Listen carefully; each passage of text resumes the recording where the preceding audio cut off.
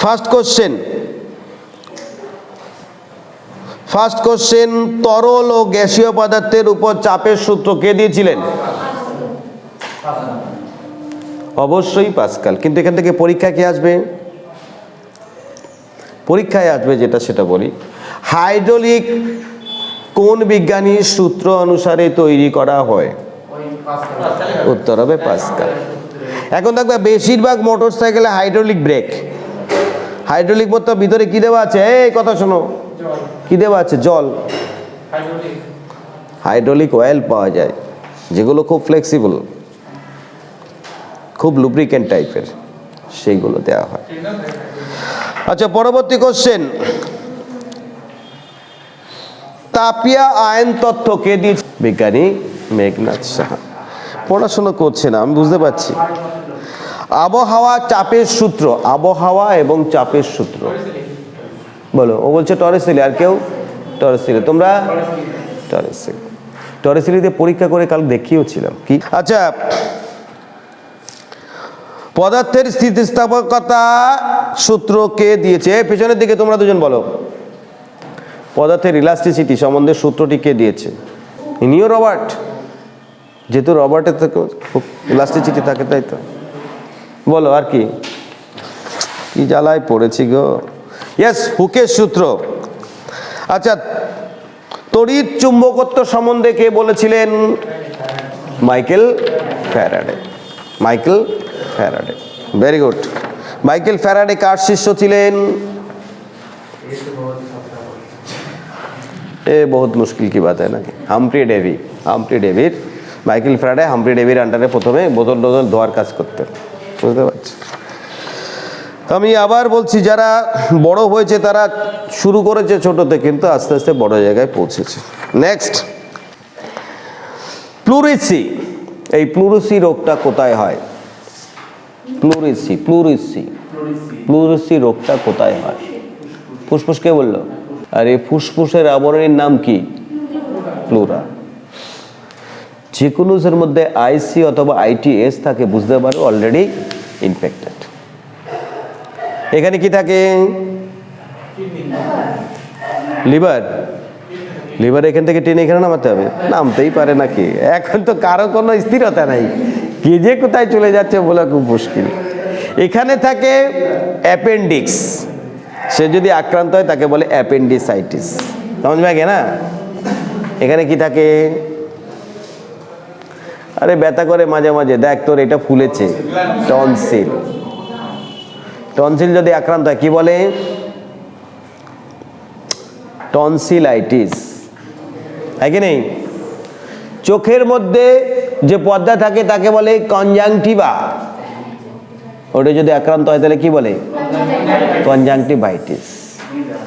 মস্তিষ্কের আবরণী থাকে, মস্তিষ্কের আবরণীর নাম কি? মেনিনজেস। যদি আক্রান্ত হয় কি বলে?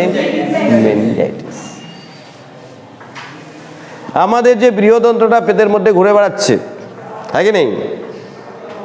যাদের বড় পেট, আমারটাও মোটামুটি বড় সাইজের, তাদের বোঝা যায় কত বড় বৃহদন্ত্র আছে। একে বলে কোলাই বলে। ওটা যদি আক্রান্ত হয় তাহলে কি বলে? কোলাইটিস। মস্তিষ্কের মধ্যে যে ব্রেনটা থাকে তাকে বলে এনকে, ওটা যদি আক্রান্ত হয় কি বলে? এনকেফ্যালাইটিস। বলে আইটিএস কি খতরনাক জিনিস, যে কোনো সেটা জীবাণু দ্বারা আক্রান্ত হলেই আমরা আইটিস কথাটি ব্যবহার করি। চলে আসো তারপরে, কি জ্বালা, আর্থারাইটিস। কোথায় আর্থারাইটিস কোথায় হয়? হাঁটুতে ব্যথা হয়। তাহলে কোথায় হলো? হাঁটু কি? জয়েন্টে ব্যথা। হাঁটুতে হতে পারে, গোড়ালিতে হতে পারে। কেন হয় আর্থারাইটিস? একটু যারা মোটামুটি বেশি পরিমাণে, সকালবেলা 2টো ডিম, বিকেলবেলা 3.5 ডিম, আর দুপুরবেলা 5টা ডিম বেশি পরিমাণে যারা প্রোটিন খেয়েছে, আমি তর্কের খাতিরে বলছি, তাদের কিন্তু ইউরিক অ্যাসিডটা বেশি হতে পারে, আর্থ্রাইটিসের সম্ভাবনা বেশি। চলে আসো অ্যালজাইমার্স। অ্যালজাইমার্স কোথায় হয়? আরে হয় কোথায়?